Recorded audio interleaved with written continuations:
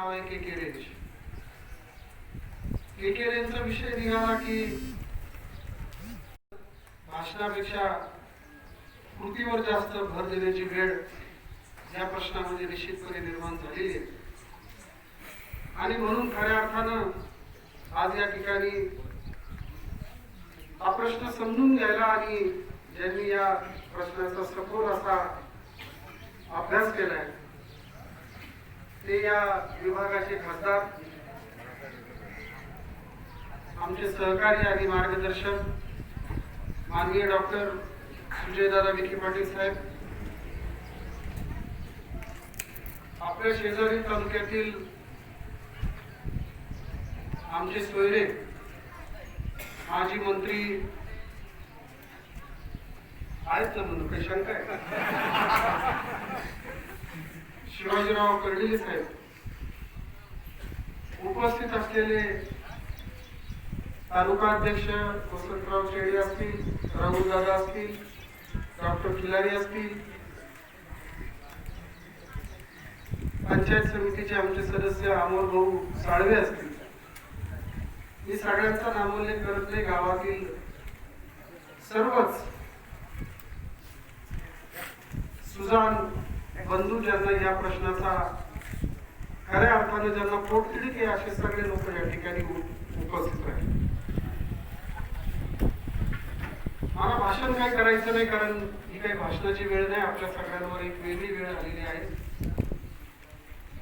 नगर आणि राहुरी आणि पारनेर या 3 तालुक्यातील सरहद्दीवरील गावांच्या कायमच्या पुनर्वसनाचा आणि कायमच्या अस्तित्वाचा प्रश्न या निमित्तानं उपस्थित झालेला आहे.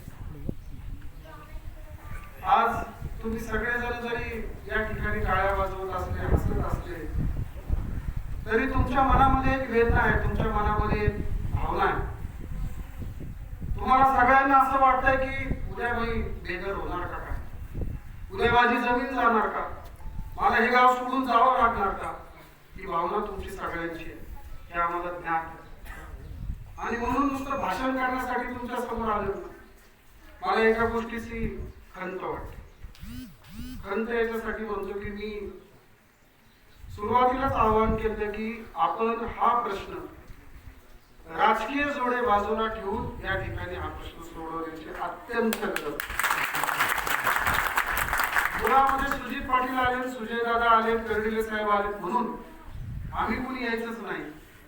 ही जी एक समाजातली विषवली आहे ही कुठेतरी संपणं पण तितकंच गरजेचं.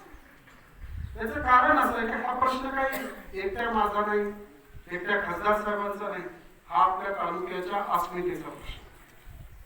केकेरेंचा प्रश्नाच्या संदर्भात वास्तविकपणे या गावातील सगळ्यांनीच उपस्थित राहणं हे त्यांचं आद्य कर्तव्य. त्याच्यावर मला काही बोलायचं नाही, कारण उपस्थित जरी राहिले तरी त्यांच्यासाठी काही होईल अशा सगळे भाग.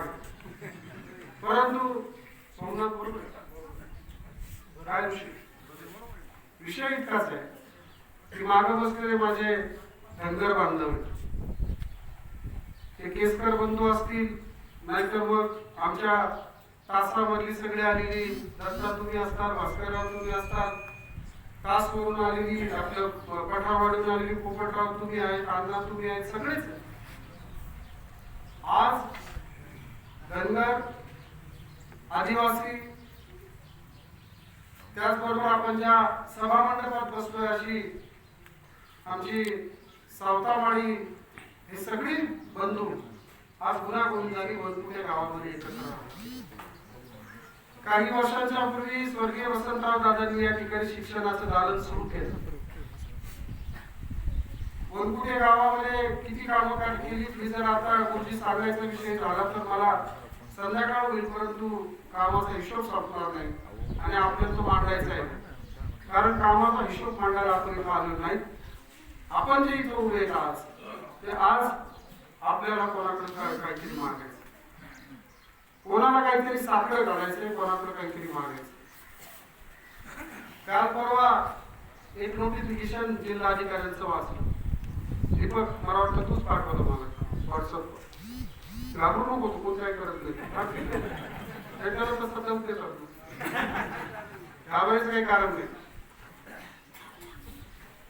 तर नोटिफिकेशन मध्ये असं होतं की 2021 ला जे आरक्षण संपतंय ते 2026 पर्यंत पुन्हा वाढवून देण्यात आलं.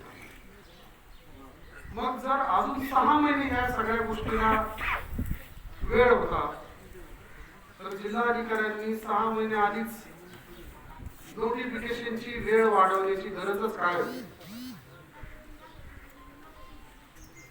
हा केवळ आपल्याला शुद्धपणे फसवण्याचा काय. माझ्याकडे आज कुठलंही पद नाही, मी ग्रामपंचायतचा सदस्य सुद्धा नाही, मोकळा आहे पूर्ण. परंतु व्यासपीठावर बसलेली मंडळी फार वजनदार मंडळी, त्यांनी मला गाडीत घेतलं हेच नशीब समजायचं.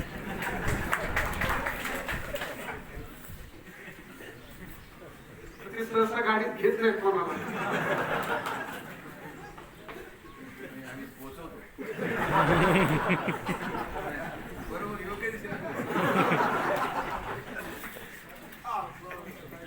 आज इतकीच विनंती दादांना मला करायची की साधारण 15 दिवसापूर्वी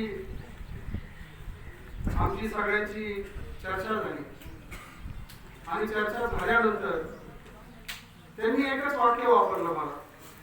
ते म्हटले बा व्हॉट्सअपला काय येतंय आणि एखाद्या ग्रुपला काय मिळतंय याला मी काही फार महत्व देणार माणूस. आपल्याला याच्यामध्ये कृती करायची. कृती करायची म्हणजे आधी केले आणि मग सांगितले, आधी सांगितले आणि मग केले नाही. तर केंद्रीय संरक्षण मंत्र्यांची वेळ मागितली. केंद्रीय संरक्षण मंत्र्यांची वेळ चायनाच्या युद्धाच्या पार्श्वभूमीवर मिळणं अत्यंत अवघड आहे. अशा परिस्थितीमध्ये वेळ मिळाली. 2-3च आरक्षण मिळाले, 2-3च पासेस त्यांनी काढले. ते म्हटले लोकप्रतिनिधी म्हणून तुम्ही कर्डिले साहेब राहुरीच्या वतीने पारनेरच्या वतीने तुम्ही चला. इंग्लिशमध्ये ड्राफ्ट सुजय दादांनी त्या ठिकाणी वाचून दाखवला. वाचून दाखवल्याच्या नंतर त्याच्यामध्ये ज्या ज्या काही अडचणी आहेत, मग मुळा धरण असेल, काळू प्रकल्प असेल, बागायतदारांच्या आणि विस्थापितांचे, इथं सुद्धा जसं कर्डिले साहेब आपण आता याच्यावरून आलो, वावरतवरून आलो, तसं साहेब इथं सुद्धा विस्थापित म्हणजे ज्याला आपण पुनर्वसन म्हणतो, ही विरोळे कंपनी विरोळे ना, इथं सुद्धा पुनर्वसनची खूप मोठी हे आहे. आता ते मुळातच इथं विस्थापित होऊन आले, त्यांना आता परत कुठे विस्थापित करायचा हा मोठा प्रश्न. अशा सगळ्या द्विधा मनस्थितीमध्ये या सगळ्या लोकांची मनस्थिती. रात्रंदिवस लोकांचे फोन चालू आहेत, साहेब काय होईल आमचं, थांबल का जाईल, थांबल का जाईल, अशी एक क्रांती तलवार प्रत्येकाच्या डोक्यावर आहे.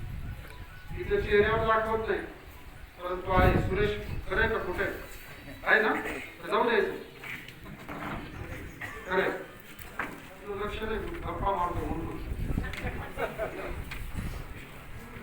आज सुजय दादांनी त्या ठिकाणी कर्डिले साहेबांनी देखील त्यांच्या मतदारसंघाच्या वतीनं, आपणही आपल्या मतदारसंघाच्या वतीने एवढंच निवेदन त्या ठिकाणी दिलं, तुम्हाला काय करायचं ते करा. जे करायचं ते शेवटी युद्ध करायचं, देशाचं सैन्य सांभाळायचं, देशाचं संरक्षण खातं सांभाळायचं, म्हणजे त्यांच्या दृष्टीने सुद्धा फार मोठी कसरत आहे. आम्ही त्यांच्याशी एकच वाक्य आमच्या वतीने त्यांनी मांडलं की जे काय करायचं ते करा, पण शेतकऱ्यांना विश्वासात घेतल्याशिवाय या तालुक्यामध्ये एकही मिलिटरीची गाडी आली. तुम्हाला काय करायचं ते आमच्याशी बसून चर्चा करा. अचानक रात्रीतून गाडी येते, अचानक रात्रीतून गाडी फिरती, गाडी फिरली की 2 वाजता फोन येतो, साहेब आताच मिलिटरीची गाडी. ससाने कधी मी फोन करतो, त्यांना अधिकार बरोबर आहे. ही सगळी वस्तुस्थिती आहे. आता याच्यातला विनोदाचा भाग जर सोडला तर ही अत्यंत गंभीर गोष्ट. परंतु ही त्यांनी ज्या कलेनी ज्या कसबेने तिथं वापरली ती फार महत्वाची. त्यांनी देखील दुसऱ्याच दिवशी आम्ही ज्या दिवशी दिल्लीहून कर्डिले साहेबांना आम्ही आल्यानंतर दुसऱ्या दिवशी देशाच्या संरक्षण प्रमुख जे आहेत, ज्याला आपण आर्मी चीफ म्हणतो, नरवणे साहेबांची भेट देखील त्यांनी घेतली. याचा प्रारूप आराखडा तयार करायला लावला की नेमकं कोणतं क्षेत्र जाणार आहे, कोणतं क्षेत्र नाही जाणार आहे, हे अजून कोणालाही ज्ञात नाही. गप्पाच खूप आहेत काही लोकांची, हे असं होईल तसं होईल. दादा कदाचित त्यांच्या भाषणात सांगतील, परंतु दादा इथं हा प्रकार घडण्याची जास्त शक्यता आहे या गावामध्ये. जो मागाशी तुम्ही सांगितलं ढवळपुरीला, तिथं नाही होणार तसं, पण इथं असं होऊ शकतं की बाबा तुझी जमीन जाणार आहे का, मी वाचवतो तेवढं घेऊन ये काहीतरी माया. ही गोष्ट तुम्हाला एक लिखून सांगतो. 10 रुपये कोणी कोणाला देऊ नका, कारण की याची ही गोष्ट कोणाच्या हातात नाही, केंद्राच्या हातात आहे आणि केंद्र त्यांच्या हातात. धनगर समाजाचे माझे बांधव मागे बसले पेट्यावले, त्यांना तर कुणी कसं बिचाऱ्यांना वापरून घेते माझं मला माहिती. बंदुकीची लायसन काढायचे, रिन्यू करायचे, 5,000 रुपये द्या. साधं कुपन काढायचं, मी आणतो काढून, एजंट तयार झाले गावामध्ये. बंद करा ही एजंटशिप. इतर गावाच्या लोकांना आकडा शिकवायला जातात आणि स्वतः आता कुठं चढून बसलेत माहित नाही. पण माझी तुमच्या सगळ्या ग्रामस्थांना एकच विनंती आहे. आज खासदार साहेब इथं आले, माजी मंत्री साहेब इथं आले. आपल्याला जो प्रश्न मांडायचा आहे संरक्षण विभागाचा, हा सोडवण्याची ताकद मी देखील पाहिलं. यापूर्वीच्या काळामध्ये आपण कधी काळी पवार साहेबांना देखील 94 साली आपण निवेदन दिलेलो. आज केंद्रामध्ये संरक्षण मंत्र्यांची वेळ मिळणे ही अत्यंत अवघड गोष्ट आहे आणि त्यांनी मगाशी दादा कदाचित त्यांच्या भाषणात सांगतील की उद्याच्या काळामध्ये वेळ पडली तर ते म्हटले नरेंद्रजी मोदी साहेबांना सुद्धा आपण भेटूया आणि त्यांच्या काळात जनतेच्या प्रश्नाची तिळक असणं गरजेचे. जी कळ तुमच्या छातीमध्ये निघाली ती कळ, तिची वेदना आम्हाला जर कळली नाही तर आम्ही लोकप्रतिनिधी नाही. लोकप्रतिनिधीचा अर्थ काय होतो? लोकांचे दुःख समजून घेणारा नेता म्हणजे त्याला नेता म्हणतो. कुणीही कोणाला नेता कोणालाही म्हणतात नेता. आता चुकून होऊन जातं, काही गोष्टी अपघाताने घडतात. मी थांबून घेतलं, झाला घोटाळा थोडासा, जाऊ द्या, आता ते तुमचा भाग. आता मला तुम्हाला पुन्हा एकदा सांगायचं आहे, संघटित राहा, अजिबात पक्षपातीपणा करू नका. कुणी असू द्या, एखादा असू द्यात, राष्ट्रवादीचा असू द्या, आमच्या बसलेत मिठू शेठ मागे पाहिलं मी बारीक करतो, असू द्या, हरकत नाही. भाजपचा असू द्या, शिवसेनेचा असू द्या, काँग्रेसचा असू द्या, सगळ्यांना बरोबर घेऊन चालायचं. कारण इतकंच आहे, हा प्रश्न पक्षाचा नाहीये आणि हा प्रश्न राजकारणाचा. हा प्रश्न आहे तो या तालुक्याच्या अस्मितेचा हा प्रश्न असल्यामुळे निश्चितपणे आपण या ठिकाणी काही नाही, आवाज मोठा ऐकू येईल तुम्हाला. बाईक आणायला गेले, नाही आलं तरी काय, माझं भाषण सुरू झालं, पाऊस होतच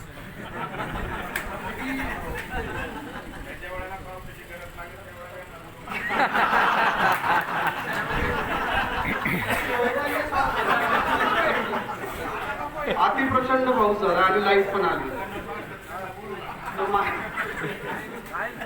पुन्हा एकदा तुम्हाला मी अधिक वेळ घेण्यापेक्षा मी तुम्हाला पुन्हा एकदा सांगतो, या प्रश्नावर तुम्ही सुरुवातीला सांगितलं, गागरे साहेबांनी सांगितलं की याच्यामध्ये गावामध्ये समिती तयार करा. समिती सर्वपक्षीय असली पाहिजे. कुणी कसं वागायचं हा ज्याच्या त्याच्या संस्कृतीचा प्रश्न आहे. आपण विकृतपणा करायचा नाही. आपण सगळ्यांनी सगळ्या पक्षाचे त्या समितीमध्ये त्याच्यामध्ये लोक असली पाहिजेत. राष्ट्रवादीचे असू द्या, सेनेचे असू द्या, भाजपचे असू द्या, काँग्रेसचे असू द्या, पण त्यांना या प्रश्नाची थोडीफार माहिती असली पाहिजे. अशी एक समिती निर्माण आणि त्या समितीचा समन्वय हा आमच्याशी करा. उद्या अजून आपले पी आहेत, त्यांचे खासदार साहेबांचे पी आहेत, यांच्याबरोबर आपण समन्वय करून आपल्याला उद्या जे जे काही करायचं ते आपण लढा निश्चितपणे देऊ. एकच गोष्ट याच्यामध्ये सांगतो की फार मोठी भाषण करून याच्यात काहीच होणार नाही. फार मी जर तुम्हाला असं काहीतरी छोटं रक्तरंजित स्वप्न दाखवलं की मी रक्ताचं पाणी करील आणि मी काहीतरी शेवटचा क्षण असेपर्यंत तसलं काही होत नसतं. रक्ताचं कुणी पाणी करत नसतं, काही होत नसतं. याच्यामध्ये सगळ्यात महत्वाचा विषय इतकाच आहे की याच्यामध्ये अत्यंत गंभीरपणे हा प्रश्न केंद्र शासनाला समजून सांगून की बाबांनो, तुम्ही उद्याच्या काळामध्ये इथे केकेरेल सारखा प्रश्न उभा केला तर मुळा धरणाच्या ठिकाणी धोका पोहोचू शकतो, काळू धरणाच्या ठिकाणी धोका पोहोचू शकतो. म्हणून प्रारूप आराखड्यामध्ये थोडासा बदल करावा. हे बदल करण्याचा अधिकार निश्चितपणे खासदार साहेबांना आपण जबाबदारी निश्चितपणे देणार आहोत. ते प्रयत्न करणार त्याच्यामध्ये. शेवटी असं आहे की आता समोरचे लोक काय म्हणतील, कोण काय राजकारणात म्हणतात मला माहित नाही, परंतु जो प्रयत्न करतो त्या माणसाच्या पाठीमागे आपण खंबीरपणे उभं राहिलं पाहिजे. आणि मी तुम्हाला सांगतो, मला तर माझा पक्ष आताही माहित नाही कोणता आहे, खरंच नाही माहिती, परंतु शेतकऱ्यांच्या प्रश्नावर सुजेदारांच्या बरोबर मी आहे. कारण शेतकऱ्यांचा प्रश्न असा आहे की त्यांनी तो मांडलाय दिल्ली दरबारी. दादा तुम्ही उद्या म्हणली ज्या पक्षात यायचं त्या पक्षात आपण येऊ, काही काळजी करायची तुम्ही मला तरी बोलला, तुम्ही सांभाळून घ्या. म्हणजे झालं पाऊस आलाय आता, मी तुमचा वेळ घेत नाही, परंतु माझी आदिवासी बांधवांना आणि सगळ्यांना विनंती आहे की या ठिकाणी सगळ्यांनी संघटित राहावं आणि संघटित राहून या प्रश्नाला आपण सगळेजण लढा देऊ. एवढंच या ठिकाणी सांगतो. आदरणीय खासदार साहेब, आपली भूमिका याच्यानंतर